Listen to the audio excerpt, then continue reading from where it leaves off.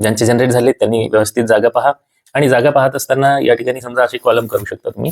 आता हे कॉलम केल्यामुळे काय होणार आहे तुम्हाला बघा, याच्यामध्ये एक पहिला कॉलम तुम्ही आस्थापनेचा करा आणि हा त्यांच्या हक्काचा वेळ आहे, कारण ही भरती त्यांची एका दिवसाची नाही, 8 दिवसाची नाही, ही त्यांच्या आयुष्यभरासाठी चालणारी भरती आहे. आणि मग 2-3 दिवसाच्या घाई गडबडीच्या काळामध्ये जर अभियोग्यताधारकांनी चुकीचे निर्णय घेतले किंवा घाई गडबडीत प्राधान्यक्रम लॉक केले, तर त्यांना पुढचं समोरचं आयुष्य सिलेक्शन होऊन देखील जर पश्चाताप करण्यात घालवायची वेळ आली तर यासाठी कोण जबाबदार असणार आहे?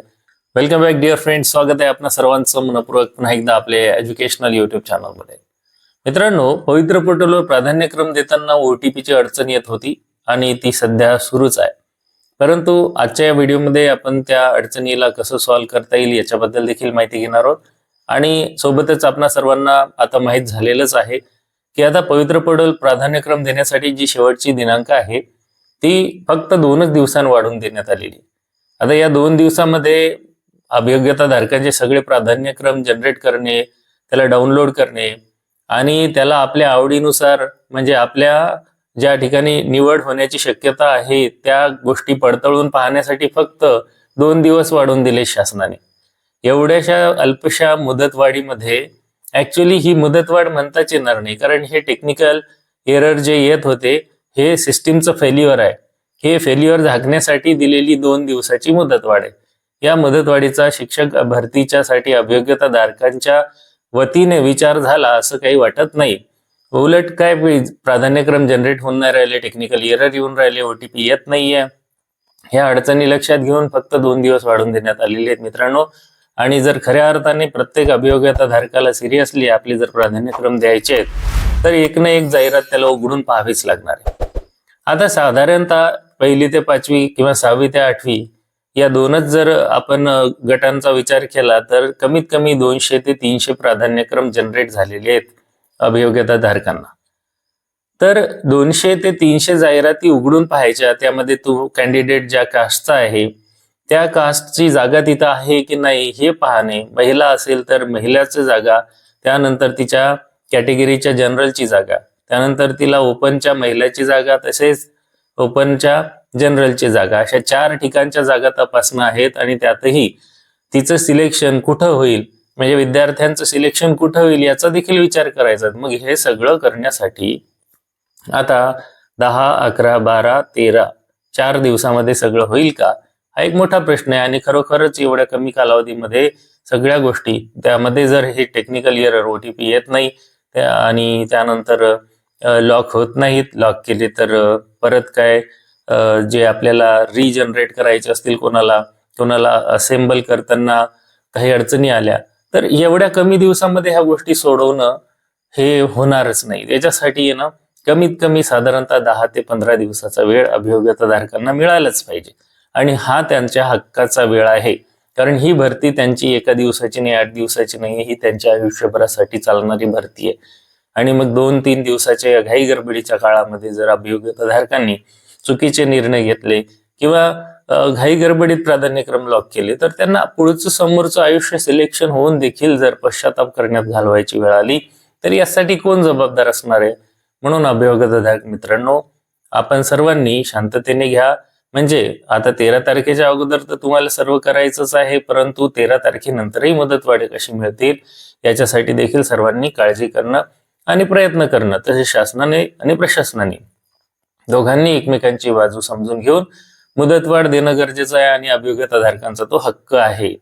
त्यामुळे ही 2 दिवसाची मुदतवाढ म्हणजे अभियोग्यताधारकांसाठी केलेला फार मोठा काही न्याय आहे किंवा त्यांच्यावर केलेले उपकार आहेत, अशातला हा प्रकार मला तरी वाटत नाही. आता या 2 दिवसांच्या मुदतवाढीसाठी शासनाचं जे प्रसिद्धी पत्रक प्रसिद्ध झालेले त्यामध्ये काय सांगितलेले पहा. त्यांनी सांगितलेलं आहे की 8/8/2026 रोजी मुलाखतीशिवाय 60,812 जे काही उमेदवार आहेत त्यांनी, आणि तसेच मुलाखतीसह यांनी 39,655 एवढे प्राधान्यक्रम जनरेट केले होते आणि लॉक केले होते. तसेच 9 तारखे सकाळी 8 वाजेपर्यंत त्याच्यामध्ये किती वाढ झाली याचीही आकडेवारी दिलेली आहे. दुपारी 12 वाजेपर्यंत मुलाखतीशिवाय 70,198 तर मुलाखतीसह 45,490 अशा उमेदवारांनी प्राधान्यक्रम जनरेट आणि लॉक केले आहे असं त्यांनी सांगितले. सायंकाळी 6 वाजेपर्यंत मुलाखती शिवाय 76,394 उमेदवारांनी प्राधान्यक्रम जनरेट आणि लॉक केले. तसेच मुलाखतीसह 56,206 एवढे प्राधान्यक्रम जनरेट आणि लॉक केलेले आहेत. म्हणजे साधारणतः जनरेट केलेले आहेत. मग आता त्यांना असाइन करून लॉक करायला वेळ लागणारच आहे ना मित्रांनो. मग पाहता ती 13 ऑगस्ट पर्यंतची ही मुदतवाढ फार अल्पशी आहे आणि ही मुदतवाढ साधारणतः आणखी देखील गरजेची आहे. कारण काय की आता फक्त 2 दिवस वाढून दिल्यामुळे सर्व उमेदवारांचे काही OTP येण्याचे प्रॉब्लेम सॉल्व्ह झालेच नाहीयेत. अक्षरशः रात्री 2-2:30 वाजता आपण व्हिडिओ बनवत आहोत आणि या व्हिडिओच्या दरम्यान मी हे सांगण्यासाठी व्हिडिओ बनवलेला आहे की तुम्ही काळजी करू नका. आता तुम्हाला जर OTP येत नसेल तर तुम्ही काय करू शकता. नंबर 1 की दिवसभर जे काही सगळे अभियोग्यताधारक आहेत ते काय करत असतात, विविध माध्यमातून लॉग इन करण्याचा प्रयत्न करतात. पण रात्रीची जी वेळ आहे तिथे त्यांची संख्या खूप कमी झालेली आहे. त्यामुळे तुम्ही साधारणतः रात्रीच्या वेळेला जर तुम्ही वेळ काढून जर आपलं लॉग इन करण्याचा प्रयत्न केला तर OTP येत आहे मित्रांनो. मी आता 1-2 मित्रांचं बघितलेलं आहे आणि स्वतः लॉग इन करून बघितलेलं आहे. OTP येऊन राहिलेला आहे. जो की गेल्या 2 दिवसापासून OTP नव्हता आला, तो आज OTP आलेला आहे ते आणि लॉग इन होत आहे. लॉग इन करून प्राधान्यक्रम जनरेट पण होऊन राहिलेले आहेत. काही मुलांचं होऊन नाही राहिलेले, तर त्यांनी देखील टेन्शन घेऊ नका मित्रांनो. कारण आता हळूहळू काय होते, ज्यांचे जनरेट झालेले आहेत त्यांच्यामुळे सर्व्हरवरचा लोड जो आहे तो कमी होत आहे.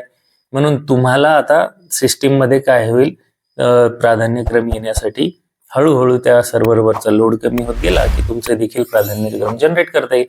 त्याशिवाय पोर्टलवर आपल्याला काही त्यांनी उपाय सांगितलेले आहे. आता अडचणी म्हटल्यावर उपाय तर सांगणारच आहेत की काय सांगितले की OTP न आल्यास काही काळ OTP येण्याची वाट पहा आणि वाट पाहून लगेच जर आला नाही तर रिसेंडवर क्लिक करा. तिथे लगेच रिसेंडवर क्लिक करू नका, कारण पहिल्यांदा तुम्ही ज्यावेळेस OTP जनरेट केला तर साधारणतः 2, 3, 4, 5 मिनिटाच्या आत तो जर आला तर ठीक आहे, नाही तर मग रिसेंडवर क्लिक करा. आणि रिसेंडवर क्लिक करून देखील तुम्हाला थोडा वेळ वाट पाहायची आणि तरी देखील नाही आला तर मग तुम्हाला पर्याय नंबर 2 की तुमची हिस्ट्री आहे त्या ॲपची ती डिलीट करा. क्लिअर कॅचे असेल म्हणजे कॅचे जो कॅच डाटा आहे तो क्लिअर करा. त्याने तुम्हाला काय होईल, थोडंसं बूस्ट होईल. हे जरी नाही झालं तर तिसरा पर्याय इनकॉग्निटो विंडो. तिथेच बाजूला आपल्या उजव्या कोपऱ्यामध्ये 3 डॉट असतात, त्या ठिकाणी जर आपण टच केलं तर इनकॉग्निटो विंडो क्रोम ब्राउझरसाठी येते.